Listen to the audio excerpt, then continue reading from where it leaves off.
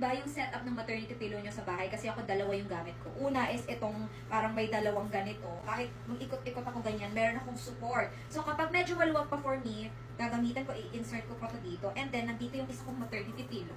Ganyan yung drama ko. So, usually naman kasi okay na sa akin yung sikip nito. Kaya ito, ginagamit ko siya as dito. Girl, sarap ng tulog ko as in. Alam niyo ba kung ano to? Siguro makakagets lang sa akin dito is yung mga mommies or yung mga preggies dito. So, sa mga first time na magbubuntis dyan, mga sisis, ito talagang hindi ko kayang mawala sa akin. Ito yung pinakauna kong maternity pillow. And sa totoo lang, nung unang binigay sa akin to, hindi ko din alam kung ano to. I was like, paano to gamitin? Kasi ang alam kong maternity pillow is this one. Now, don't get me wrong, this is so helpful din. Importante din sa akin to. Pero, para sa akin, mas komportable talaga na meron akong ganito. Or mas napapadali yung buhay ko kapag may ganito ako. So, dalawa ang ginagamit kong maternity pillow. Ito, kailangan ko siya kasi super comfortable niya. Like, ganyan-ganyan ka. Tapos, pwede mo siyang ganunin, yung paa mo. Super comfortable. Ang problema ko dito kasi, naghihiwalay siya. Like, ayan o, gusto ko kasi yung super cinch ako. Yun talaga yung pinaka-issue ko sa ganitong maternity pillow is that kapag umikot-ikot ako, pwedeng humiwalay ng ganun. This one kasi, hindi. Hindi siya naghihiwalay kasi may nagko-connect sa kanya sa gitna. So, kahit umikot-ikot man ako, meron pa rin akong support sa tiyan ko on both sides. So, kapag ganyan, like, for example, kahit nga sa kare, ganyan o, umikot-ikot man ako dyan, meron akong magsusupport ng tiyan ko.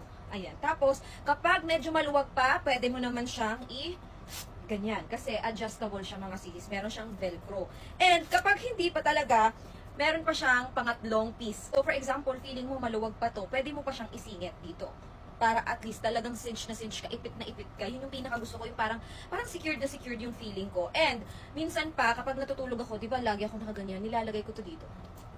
So, pwede to dalhin sa mga travels nyo, sa car, sa kung saan-saan. Pag nanonood ako ng TV sa sala, pwede. Pero kapag nagka-travel ako, ito yung dinadala ko kasi mas feeling ko mas madali siyang dalhin kasi isang piraso lang, kahit malaki. Ito kasi, hiwa-hiwalay. Para sa akin, the best talaga tong combo ng dalawang maternity pillow na to. Kasi for example, ilalagay ko muna siya, kunwari nasa ilalim na siya ha.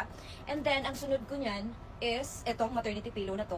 Papatong ko na siyang ganyan. Nandito sa ilalim yung maternity pillow na isa. Tapos, ito, dahil ipit na rin naman ako, lalagay ko dito.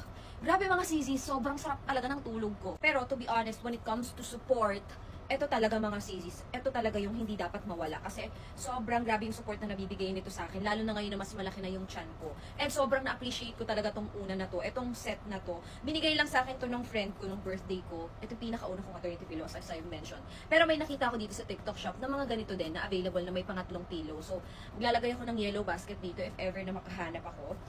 Yun lang mga sisis. Isasuggest ko talaga to kasi isa to sa the best investment sa mga nagbubuntis dyan, I swear. Yun lang naman. Thank you so much for watching. Bye!